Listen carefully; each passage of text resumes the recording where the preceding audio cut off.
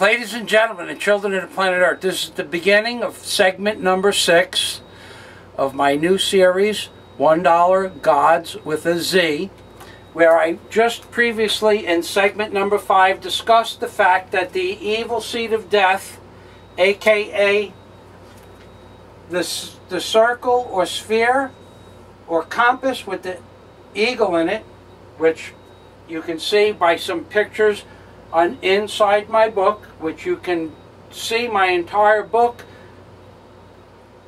by pressing the link underneath my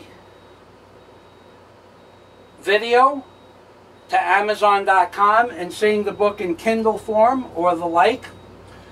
And in the previous segment I discussed that there was, in fact, because the eagle had 13 arrows in its sinister claw, 13 arrows in its sinister claw, and a bough of olive branch spelled B-A-U or B-O-W, inferring the words bow and arrows in its dexter claw, aka the bow of olive branches in its dexter claw, that the eagle represents a bow and arrows in its claws. And of course the 44th POTUS is represented as the commander-in-chief that sits behind the shield of our once great nation. And to prove that this is a representation of the commander-in-chief, look above the shield itself and you will see an Indian headdress which represents a chief in and of itself, and a chieftain of a tribe is in charge of war. So the chieftain of the tribe that is in charge of war, that has the bow and arrows in his hand, is a representation of war in the 1770s, and then a representation of war in today's world is the commander-in-chief that sits behind the American shield, the shield. The commander-in-chief is represented as the eagle or the great nation of the United States of America. And above the commander-in-chief's head is a representation of a nuclear detonation, which is a representation of the methodology of choice to kill people in today's world. And when I say today's world, what I actually mean is Fukushima, and also World War II. And I don't think it's a coincidence that the Japanese have suffered this plague twice. But that is another video that we will make on a different day. However, at this point, we're going to move back to the fact that if there is a bow and arrows, it exists as the bough of olive branch in the eagle's dexter claw, and the 13 arrows that appear in the eagle's sinister claw. And this also, this ribbon with 13 letters, E pluribus unum, can be the string that stretches across what is in reality a bow or a bow. This is also in pictographic form. The eagle's wings, represented like this, is a bow. The banner, E pluribus unum, could be the string, and because it's not straight, it is because it just fired an arrow. The pyramid, in this case, is a pointed arrow head facing downward, that the eagle, or the bow and arrow, has shot downwards, which represents the earthquake of Fukushima, because I explained to you before that the EU, the E and the U of the European Union is about to take precedence over the United States of America, which means America is about to end, and the bow, the string of the bow, and the arrowhead facing downwards represents where this nuclear energy is coming from. It's a bit more complex than that, but that's about as complex as anybody could comprehend at this point without reading the entire book. Now, we rotated it twice, 3 times to get to this position. And if we rotate it one more time, what you're going to see, once again, now that you've had a chance to review the insanity that I've given you, what you have at this point are the gods that represent the cherubim, the faces, excuse me, I make a lot of mistakes.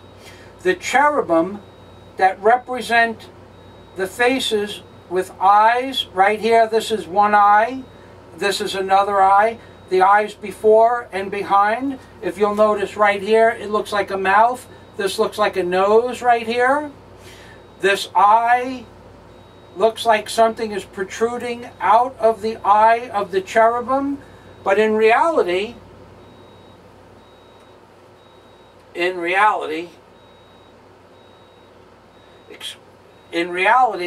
the eyes of the cherubim right here and right here that have these protrusions that are coming out that look like they wrap around the evil seed of death and the God pod, evil seed of death and the God pod, the eyes that have the protrusion that look like leafy representations of something or a vine are actually the eyes that are protecting the central portion of the Ark of the Covenant where the Lord God sets upon and his energy is comprised of. The Lord God sets upon the Ark of the Covenant, upon the mercy seat, and the cherubim have the ability to see around the spheres, the circles, or the compasses, depending on your wording. The cherubim or seraphim have the ability to see around the compasses so that they can protect the Lord God, which is their job. It's kind of a pictograph or an ideogram that depicts a particular point of view, in that the cherubim or seraphim have the ability to see around objects so that they can protect the Lord God at all times. And as far-fetched as this might sound, this is my belief. Now, there are hundreds more pictographs in this small segment of the $1 bills. Another pictograph is that from the word one here and the word one here, what appears to be a white line headed upwards on both sides that runs parallel to the base of the $1 bill and the top of the $1 bill are actually, or is actually, this line represents the outline of the Ark of the Covenant. And the Ark of the Covenant is held by handles. These ones are where a man would hold the Ark of the Covenant on the 4 corners. And if you will notice, there are 4 corners with the word one, and they interject right here where there is another white line that goes from the base of the ones to the top of the other ones when you look at the bill in its entirety. The other white line represents the ends of the Ark of the Covenant or the mercy seat. So you have the end of the Ark of the Covenant and you have the length of the Ark of the Covenant appearing on the reverse of the $1 bill, because the entire reverse of the $1 bill is an exact replication of the Ark of the Covenant, and it's to scale. When I finally find a graphic artist that can do the video of this, it will be proven that this pictograph that appears on the green side of the $1 bill is a to-scale replica of the Ark of the Covenant. I can also tell you this is part of a 3-dimensional construct. a three-dimensional construct of King Solomon's temple. And I can show you this, and do show you this in my book. At this point, ladies and gentlemen, I have to tell you, it's time for me to get a bigger camera.